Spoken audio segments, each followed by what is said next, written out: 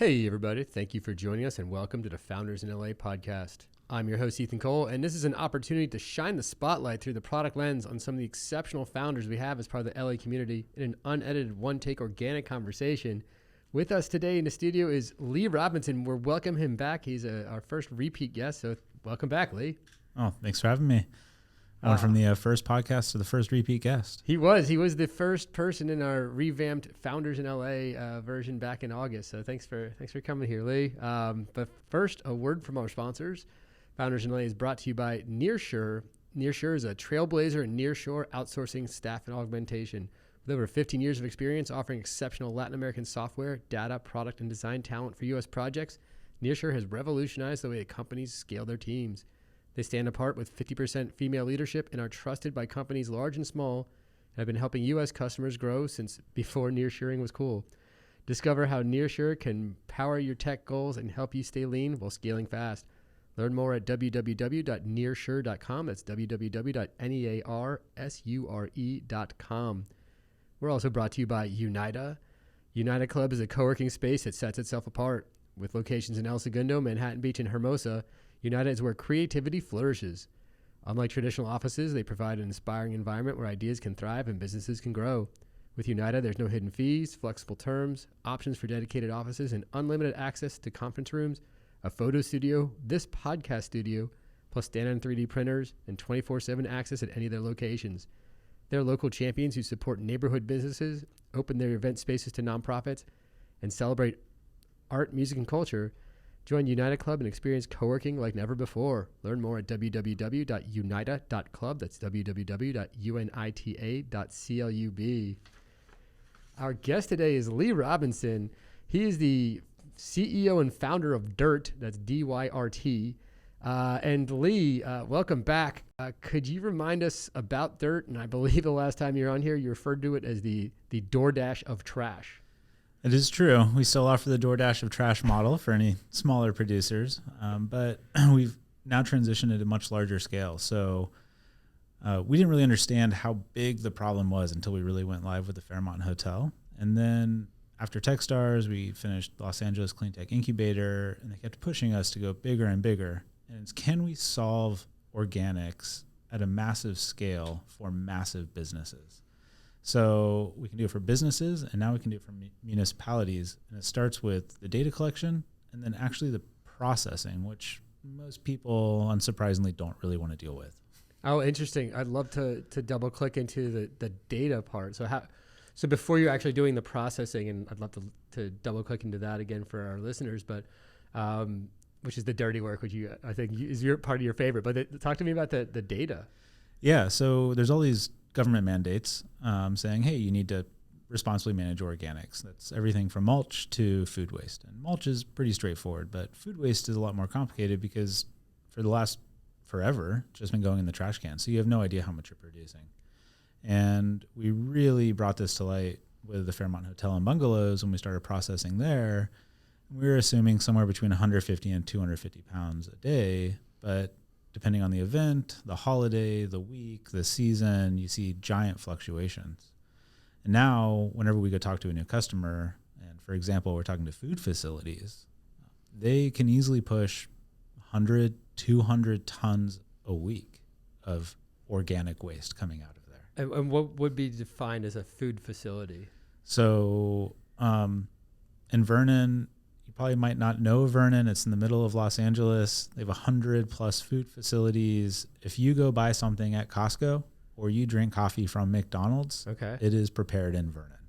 Really? So Melissa's Produce, Whole Foods Distribution, a lot of the local chains, Golden West Food Group, which owns a variety of restaurants, a lot of that food's produced in Vernon, and even the hot dogs at Dodger Stadium are produced in Vernon before they're delivered for final consumption or retail. So they're like prepared. It's almost like a ghost kitchen, if you will, for like Dodger Stadium, where the hot dogs are kind of pre-cooked at one location and then kind of brought out so it doesn't have to wait the time to actually cook in the stadium. Yeah, so packed, rendered, pre-cooked, delivered to the stadium, and then served for final consumption. Or if you're walking through Costco or Whole Foods or Walmart or anywhere that serves groceries, it's really funny now that we're actually in Vernon. That that seafood company, I know exactly where that seafood is made. That's wild. So these facilities, it makes sense for the scale of distribution that you would need in a city like Los Angeles.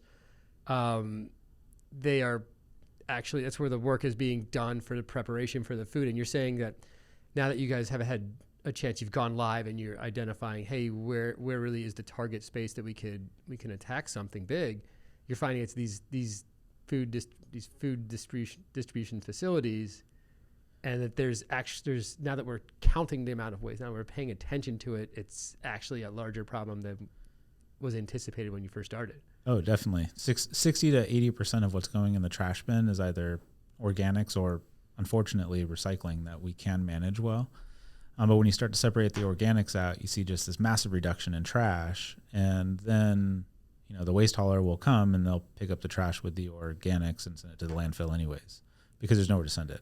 Right. So it's like, hey, let's just process either right here in your backyard, like we're doing with the Fairmont Hotel, or let's build what we're now dubbing the Dyrt farm, where we can bring in large volumes directly in the city and no one would even know it's happening. Oh, you have to tell me more about this Dyrt farm. Is it the great Dyrt farm of Los Angeles? The great Dyrt farm of Los Angeles. Yeah. So we're in negotiation with a couple different locations where our new design is actually a branded shipping container. If you were to look at it from the outside, it just looks like a really, standard shipping container. We're reusing them. We're building all of our hardware inside. They're stackable and they're modular. So now you can just pull up with a truck, dump the truck of food waste or the buckets of food waste into all of our other hardware, which shreds and mixes and collects the data and then populates these customer dashboards. And then it goes into a shipping container, and out the other side comes dirt. And then what do you do with the dirt after it's kind of processed? So we have to really close the loop. And, when we're at the Fairmont, we actually see the food delivery trucks come in. And those food delivery trucks are typically coming from the food facilities that we're working to sign and start processing for. And then those food facilities also have something coming in from the farms. So we can take the dirt and we can give some back to the city and the communities, but we're talking hundreds of thousands of tons at scale. So now those deadhead trucks that are coming in with produce for Melissa's Produce or Whole Foods from the Central Valley and driving back empty, they can actually be driving back with compost to replenish their topsoil, and then we've officially closed the loop. Okay, you have to give me a second here. That sounds incredibly smart. So to recap, the food comes from these facilities. They go to some central location or a restaurant or anywhere. They produce the food waste. When they do their drop off of their deliveries, here's the fresh vegetables you want for tonight's dinner. To your point, previous to this innovation, it would just like drive home empty-handed, having just like left a facility, and you're saying, hey, we could actually give back to those folks. We could give them fresh compost that has probably super nutrient rich, because it's all of, you can tell me, it's super nutrient rich, I imagine. Yeah, nutrient rich and biodiverse. So, typically when you grow vegetables, you import a bunch of nitrogen or potassium, something that's been mined from the planet. You spread it out, helps the plants grow. You harvest those plants, put them on the truck, and anyone that's driven from LA to San Francisco has probably passed the almond farms, the peach farms, the citrus farms. And next time you drive by, I hope you look and you see a big empty truck just sitting there. It's waiting for the harvest. So when the harvest comes, that truck fills up. It drives, for the most part, to either Vernon or industry or commerce, that central LA area, runs it through a distribution hub, and then that gets shuffled out through Southern California. Hotels, grocery stores, restaurants, anywhere that serves food, so pretty much everywhere. And then that truck drives back empty because there's nothing to take. And then they just keep repeating the process. But now we can actually load up those trucks and send them back to the farms, and we have closed the loop because we can collect at the food facility where there's waste and even the final destination, whether that's the restaurant, the hotel, the business, the stadium, and then send it all back. Wow. And so what kind of is also going through my mind now is the number of challenges that you've had to overcome in the last, 5 months. So for a reminder for some of our listeners, when we first spoke to Lee, he's fresh off the stage from Techstars LA. I think it was like literally 3 or 4 days after that was when we last spoke. So between then and now, what are some of the challenges that stood out, and then how did you overcome that challenge? Yeah, so I think the biggest one was the Fairmont. You have people that have been there for 30 years, cooking, operating the same way. And they're like, what is this giant composting machine behind our building? Like, why is this here? How do we use this? But they advocate for it now. They're like, we can actually see the product. We can see where this is going. And our contamination rate, which is really big in organics, went from 10 or 15% to almost less than 1%. So they're actually doing what we hope they would do, and they can see it, they can touch it, they can feel it. That's gone down. And then we start to get these inquiries for these larger places. More stadiums are coming in, and more of these large food facilities. And then it was like a space thing. It's like, okay, well, I don't have room to put a 20-foot or 40-foot shipping container in my parking lot that is full of delivery trucks that are in and out every day. The last thing I want is another truck coming in.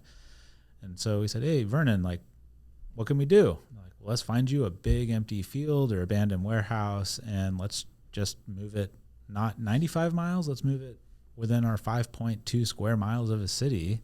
And so they still get that same local experience, but they don't have to worry about the on-site and the staff training part as much. So it's been a roller coaster, but we have good investors, we have good employees now on the company. We have support of municipalities, support of the state, new advisors coming on that really love this industry, and they're all helping us find the ways to solve this as quickly as possible while making the biggest impact.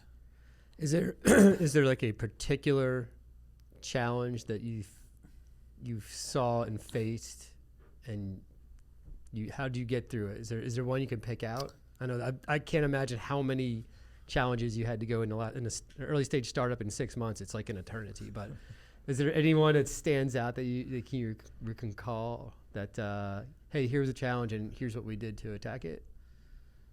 Yeah, 6 months. It could be a recent one. It could be something that just happened yesterday or today. It's a lot of challenges. I think finding that location right in the middle of the city and getting all the support was the biggest challenge, and that was part of these incubators and accelerators. Go bigger, and it's like, okay, well, we're looking at a facility that can take 2,000 tons per day, and it's like already permitted. It's ready to go. They need our technology because it doesn't smell. There's no runoff. And then once we're up and running, the next challenge would be, how many trucks is that? Like, how do we get everything in and out? And then how do we also keep our dashboards populated for all these customers that want to report their goals and their metrics and show that they are doing the right thing for the environment? Have you completed any of these challenges, or are you saying these are next challenges to solve? We're done with most of them. Really? Okay, so pick one. Let's pick either the dashboards or the location. I'll let you pick which one. Yeah, the dashboards are constantly evolving. Costco wants one thing, and we don't even work with Costco. We work with the provider of produce to Costco. Okay. So it makes it a little difficult. Yeah. And then you have the big corporate companies, then you have the local, hyper-local companies, and so we're trying to find that balance with that. But then the other one is, we get calls every week saying, hey, we have a customer that would like to send 20 tons or 2,000 tons or 10,000 tons to process, but we also don't want to tell you who that customer is, and we want all the data because we sell the data. And I was like, oh, okay, so you want us to do the harder part, the dirty work, and then also do the data collection and then basically broker a deal for the data. It's like, why don't we just work directly with your customer? Yeah. And then in terms of creating the great Dyrt farm in Los Angeles, tell me about what the process for that. So you're getting pushed, and it sounds like it was good coaching because you keep going bigger. It's not like you got pushed and you hit the limit. Like, seems that right now you're still like, okay, well, now we're starting with restaurants. Now we went to stadiums. Now we're talking municipalities. It sounds like it's working. So how did you go about, you're saying, okay, we go bigger. We have to figure out, we need to build a farm in Los Angeles. How did you approach that particular challenge? Was there any tricks that you used, or how did you go about identifying, all right, here's the best way for me to do this thing that I never did before? It was an evolution. So with the hotels that have been reaching out, first question now we ask is, do you know how much you actually produce? And like, oh, I don't know, maybe 50, 100 pounds a day. And like, okay, you're 800 rooms, you have 4 kitchens, and you host 3 events a week on average. I think you're probably closer to like 800 or 1,000 pounds. Wow. Then you go look at the space, hotel downtown, right? There's nowhere to put a giant container to compost everything. And I was like, okay, maybe we should start looking at some other way to do this. And then it was stadium. Like, how much do you produce? And like, oh, well, we're really good about our organics. We think we produce, I don't know, 500 pounds. And like, I have direct experience. We know exactly how much stadiums produce based on seats. And then there's cities that are like, oh, our haulers want us to find other solutions. And Cal Recycle is open to exploring ideas. And then it's like, okay, let's find somebody with some land, I guess, that's totally into the environment and ask them if we can work with them. And surprisingly, there's a lot of people out there. We're now talking to brownfield owners that can't use the land for anything else, and warehouses that are considered abandoned, and health and safety inspectors are like, this works perfectly for you. Let's make it happen. That's probably, it's like, yeah, there's places you could go that no one else goes, and just like, well, I mean, we're just going to put a lot of dirt there. And yeah, I'm thinking about Bed Bath & Beyond right now. There's a lot of open properties. Nationwide, throughout cities. Oh, that's phenomenal. And so what's next? Like, what are you looking at next for Dyrt? For us, it's still, can we build this rapidly scalable farm and then replicate it within Los Angeles? And we could probably build 50 to 75 in Los Angeles alone before we go start following up on the requests from other cities that are a little bit behind, but still have the same goals of zero food waste by 2030. So, we're going to start here at the hub where tech in LA begins, and then take it to the next city, and the city after that, and the city after that, until, we're now up there with the $75 billion waste management companies and the $200 billion market cap in trash. It's crazy. I mean, it does sound like you're on your way leaps and bounds from where you were even a few months ago. So thank you for coming back, Lee. This is a treat. It's great. Yeah, it's great. It's great to be back, and I'm glad I'm your first follow-up. I have to tell you to the listeners, since that first conversation with Lee, I can't go to places like a state fair or a stadium ever again and think of the same way. I always think of the food waste, like, oh my gosh, you like look at all these things around, you look at the garbage cans, and like, I'm so happy there's people like Lee out there solving this problem. So thank you. Yeah, just always have it in the back of your head. Done. Thank you so much. Thank you. Yeah, sorry, I'm not sorry, Lee. Thank you. We've been speaking again with Lee Robinson. He's the CEO and founder of Dyrt. And you want to tell us again where you can find it? Yeah, you can find us at dyrt.co, and that's Dyrt with a Y and a CO without an M. And I guess look for dumpsters outside your favorite restaurants and municipalities and stadiums, because Dyrt's coming. We are. That's awesome. Well, I'd like to thank you again, Lee. I'd like to thank our sponsors, Nearshore and Unita. I'd like to thank you all for listening to us again. If you like what you hear, please smash that subscribe button. Thanks again for joining us, and we'll catch you next time on Founders in LA.